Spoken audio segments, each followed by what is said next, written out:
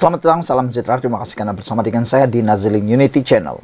Ini satu pendedahan paling menarik sekali berkaitan dengan proyek-proyek yang ada di Malaysia. Hari ini didedahkan oleh seorang menteri, yaitu Kor Ming. Beliau mengatakan bahawa saya warisi 24 proyek sakit prima rasa nak pengsan. Apa cerita? Sampaikan menteri ini, yaitu Kor Ming, mengakui rasa nak pengsan. Ini satu pekerjaan yang luar biasa. Bayangkan seorang menteri rasa nak pengsan kerana mewarisi 24 projek. Selama ini mungkin tidak pernah dinyatakan oleh sesiapa, termasuk oleh menteri-menteri tentang perkara-perkara seperti ini. Kita bersyukur kerana sejak akhir-akhir ini ada beberapa pemimpin, ada menteri yang kini berani menampilkan, menunjukkan, menceritakan, mendedahkan, membongkar ada projek-projek yang ada di Malaysia ini yang dalam keadaan sakit. Adakah dengan pendedahan, pembongkaran oleh Kor Ming ini akan menyebabkan lebih ramai lagi orang didakwa kerana salah guna kuasa atau kerana penggunaan uang secara tidak betul? Kor Ming mengatakan bahawa dia nak pengsan gara-gara mewarisi 24 projek sakit prima. Menteri Perumahan dan Kerajaan Tempatan hari ini menjelaskan beliau mewarisi 24 projek sakit yang melibatkan prima ketika mula bertugas sebagai menteri di kementerian tersebut. Menterinya Ong Kor Ming berkata, tahun ini KPKT berjaya menyelesaikan 17 projek sakit dan tahun depan semua projek sakit itu akan diselesaikan. Menjadi persoalan kita ialah siapakah orang yang sebenarnya bertanggungjawab membuatkan projek-projek ini sakit dan mengapa mereka tidak selesaikannya sebelum ini. Di samping itu ialah adalah wajar orang-orang yang menyebabkan penyakit sakit untuk projek-projek ini sebenarnya disiasat. Kenapa sehingga menjadi sakit projek-projek tersebut? Berucap pada penggulungan Rang Undang-Undang Perbekalan 2024 di Dewan Rakyat pada Selasa, beliau turut berkongsikan jumlah projek prima yang ada. Sehingga 15 Oktober tahun 2023, Prima telah membina sebanyak 35.454 unit rumah mampu milik, manakala 14.427 unit dalam pembinaan dan 3.765 unit dalam perancangan di seluruh negara. Untuk makluman yang berhormat, apabila saya diberikan amanah untuk menjaga KPKT, saya telah mewarisi 24 projek sakit prima. Sampai saya nak pengsan, kata beliau lagi. Tapi sukacita dimaklumkan, hari ini saya bersama pasukan KPKT telah menyelesaikan 17 projek sakit. Tahun depan, semua 24 projek sakit akan diselesaikan dengan rumah siap dibina dan kunci diserahkan kepada pembeli, tambah beliau lagi. Saudara-saudara sekalian, pendedahan seperti inilah yang kita tunggu-tunggu daripada menteri maupun daripada orang-orang yang berkepentingan. Kita memang terkejut, tetapi kita menyukai pendedahan seperti ini. Kita mengharapkan supaya ketelusan akan dapat dibuat dan kalau boleh, cari orang yang bertanggungjawab menyebabkan projek ini menjadi sakit dan tenat. Apa pendapat anda sekalian? Sekian dulu untuk kali ini. Jangan lupa tinggalkan komen anda, tekan butang subscribe. Kita jumpa lagi. Bye-bye. Selamat petang, salam sejahtera. Terima kasih karena bersama dengan saya di Nazilin Unity Channel. Simpan pun tak guna, lebih baik bersatu pecat segera. Dua ahli parlimennya yang kini sokong Anwar Ibrahim. Wow. Ini isu paling panas yang saya temui hari ini. Pada pendapat anda, beranikah Muhyiddin Yassin memecat dua ahli parlimen yang telah menyokong Datuk Seri Anwar Ibrahim, yaitu ahli parlimen Kuala Kangsar dan juga ahli parlimen Labuan? Kalau anda nak tahu, kalau Muhyiddin pecat kedua-duanya, dia akan kehilangan otomatik dua ahli parlimen itu.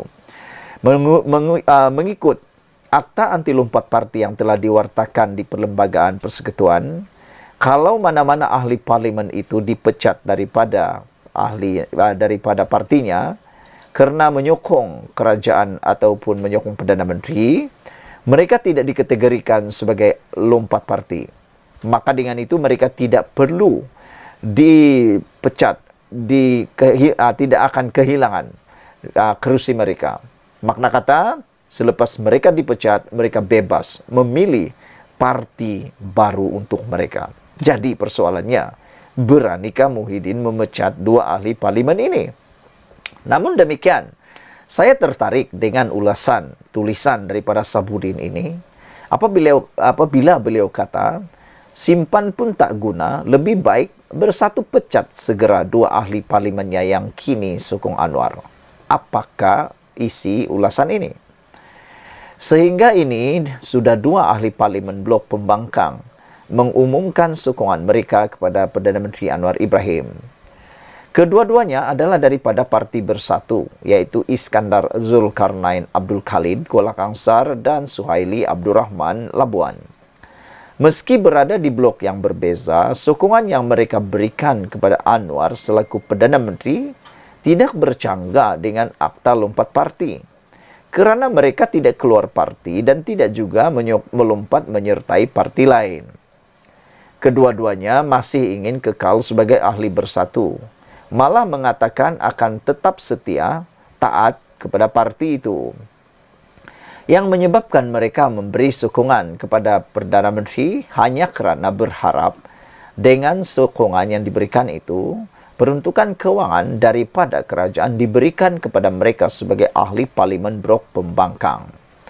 Kononnya, tanpa peruntukan daripada kerajaan, tugas menjaga kawasan dan memberi bantuan kepada pengundi menjadi kerja yang amat payah. Lalu, sebab itulah, mereka memilih untuk menyokong kerajaan. Waima berada di blok pembangkang. Walaupun tindakan kedua-dua ahli parlimen itu tidak bertentangan dengan akta lompat parti, namun ia sudah tentu salah daripada segi moral, etika, kejujuran, harga diri dan janji kepada parti serta pengundi ketika mereka bertanding dahulu. Sebab itu, Iskandar Zulkarnain sudah pun diberikan surat tunjuk sebab oleh Bersatu dan banyak pihak dalam parti itu membayangkan 2 kemungkinan hukuman bakal diterimanya, yaitu sama ada dipecat atau digantung keahlian. Sementara Iskandar Zulkarnain sudah diberikan surat tunjuk sebab, Suhaili juga pasti akan menerima. Suhaili juga akan menerima surat tunjuk sebab yang sama tidak lama lagi. Dalam hal ini, hukuman apakah yang patut dan paling sesuai dikenakan kepada kedua-dua ahli parlimen yang berpaling arah itu?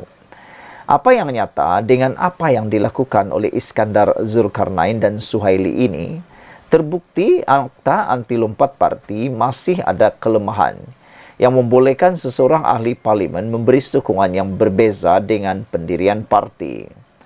Kelemahan tersebut menyerlahkan hakikat bahawa bukan saja ahli parlimen blok pembangkang boleh menyokong kerajaan, tetapi ahli parlimen kerajaan juga boleh menyokong pembangkang. Kiranya ada gerakan menebuk atap atau usaha untuk menjatuhkan kerajaan.